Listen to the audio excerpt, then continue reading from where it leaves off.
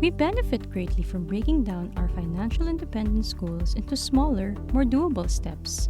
This not only enables us to monitor our progress, which maintains our motivation throughout the process, but it also assists us in starting to make headway on this enormous work. You can take baby steps toward reaching financial freedom by setting realistic goals and engaging in actionable activities. You can achieve your long-term financial objectives by deciding on a target and using an applicable strategy to get there. In today's video, I'm going to show you the 10 stages to financial independence, as well as examples of how to go from the first step to the last in your lifetime. And if you're new to this channel, then hit the subscribe button below for more life hack content. Stage 1. Financial dependence. It occurs when living expenses and debt payments exceed your own income. For instance, a family with a single income could find it difficult to survive without help from their parents. Because you lack financial independence as a financial dependent, this level is known as Stage 0, and it is where we all begin. For example, at the age of 23, John and Jane are a newlywed couple earning a combined $83,200 a year, assuming no overtime. They're able to do this not merely because they're nice, hardworking individuals, but also because they excelled academically and were picky about the jobs they applied for. They would have undoubtedly begun as dependents on others' finances, and as they attended college, they would have accrued student loans that they would not have been able to repay. In all, they have credit card debt, 2 car payments, and the student loans which have balances of $5,000, $35,000, and $60,000 respectively. But since they got their jobs, they are no longer financially dependent, and their incomes have allowed them to become current on all their debt payments without the help of others. Stage 2. Financial solvency. This occurs when all your debt payments are timely and you are able to take care of your other living expenses and financial obligations on your own and without any outside help. In addition to the regular monthly debt payments, John and Jane's annual expenses are $48,000 a year, so they are currently in Stage 2 and trying to figure out a way to move to Stage 3. Stage 3. Financial stability. It is the status of having an adequate reserve fund to cover a short-term liquidity gap and cover basic expenses. Financial stability also means you're able to pay all obligations in a timely manner and are not under undue stress and feel comfortable with your overall financial situation.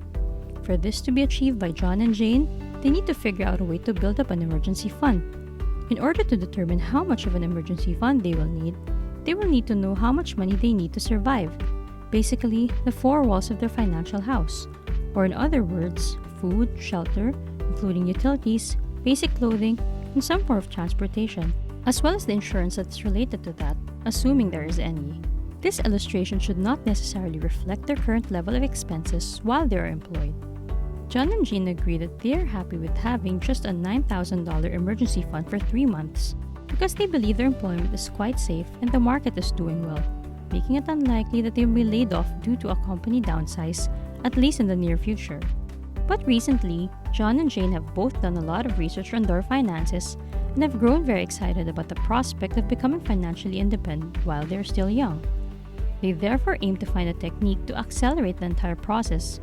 Fortunately, it turns out that there are many. After weighing their alternatives, they decide to work as many overtime hours as they can, sell both of their cars, and use the cash they receive to purchase some good used cars in order to reduce some of their initial debt.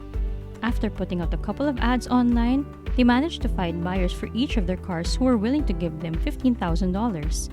So, they take that $30,000 and use $5,000 of it to pay off the credit card balance and another $10,000 to buy a couple of used cars from someone that they know takes good care of their vehicles, whether that be a family, friend, or just a mechanic that they trust.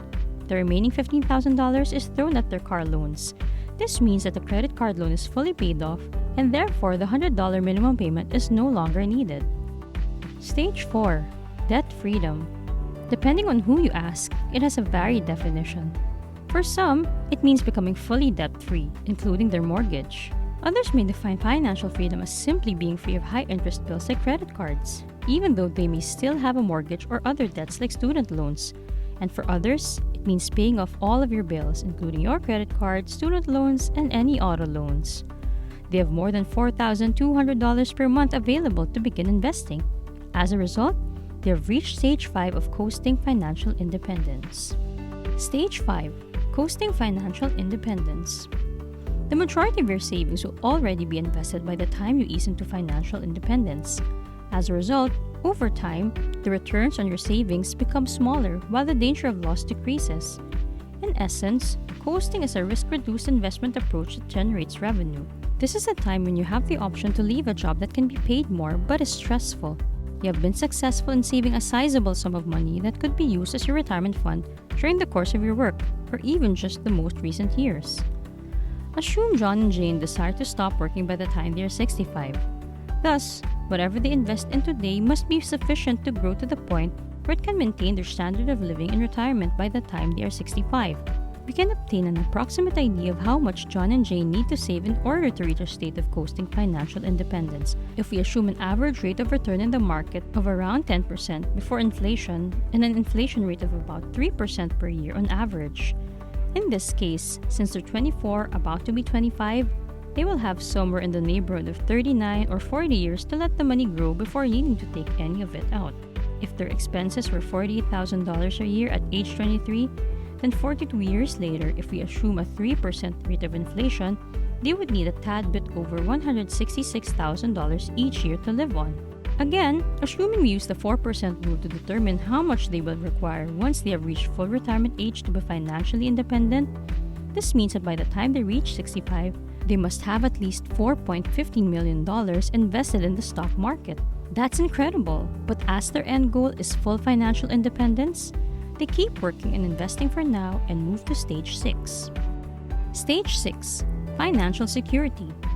Financial security is the ability to meet your financial obligations such as your basic living expenses. Many equate this with retirement savings and debt reduction, but it also happens to include things like an adequate emergency fund, giving up credit card debt, and ensuring that you have enough income to cover your essential needs.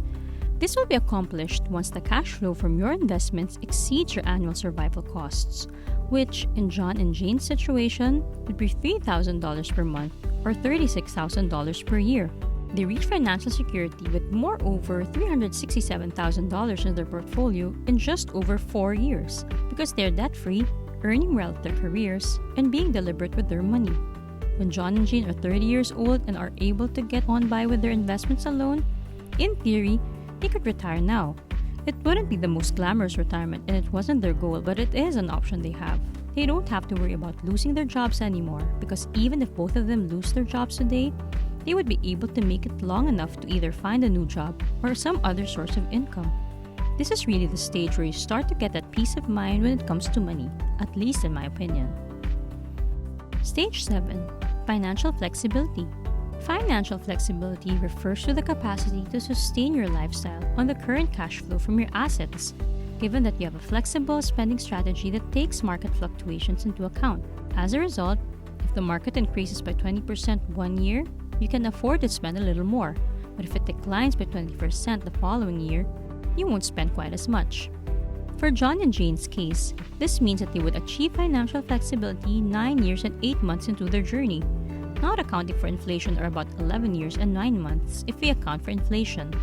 John and Jane continue investing through all the highs and lows of the market until they reach financial independence exactly 14 years into their financial journey, assuming we don't account for inflation, or 18 years and 3 months if we do.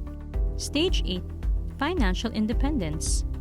This is the status of having enough income or wealth sufficient to pay off one's living expenses for the rest of one's life without having to be employed or dependent on others, and it's usually based on the 4% rule. The 4% rule is a rule of thumb that suggests retirees can safely withdraw the amount equal to 4% of their savings during the year they retire and then adjust for inflation each subsequent year for 30 years. The 4% rule is a simple rule of thumb as opposed to a hard and fast rule for retirement income. You can follow the 4% rule when you have saved roughly 25 times your annual expenses. The vast majority of the time, this will be enough money to allow you to maintain your current lifestyle in retirement, and as a result, you can be considered financially independent. And some articles end it right there, but I think there are a couple of levels that are a bit higher than that are worth considering even if some of us may decide not to ever try to achieve them, because being at Stage 8 allows them to do what they wanted all along. Stage 9. Financial freedom. When you don't need to work for money anymore, you'll know you've made it to financial freedom.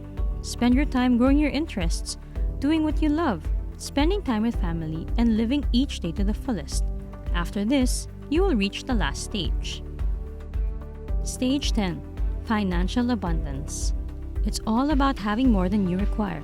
It's about being to live comfortably and abundantly, not having to worry about money or where you're going to eat tomorrow. You may live your life in a way that feels genuine and true to you when you have financial wealth.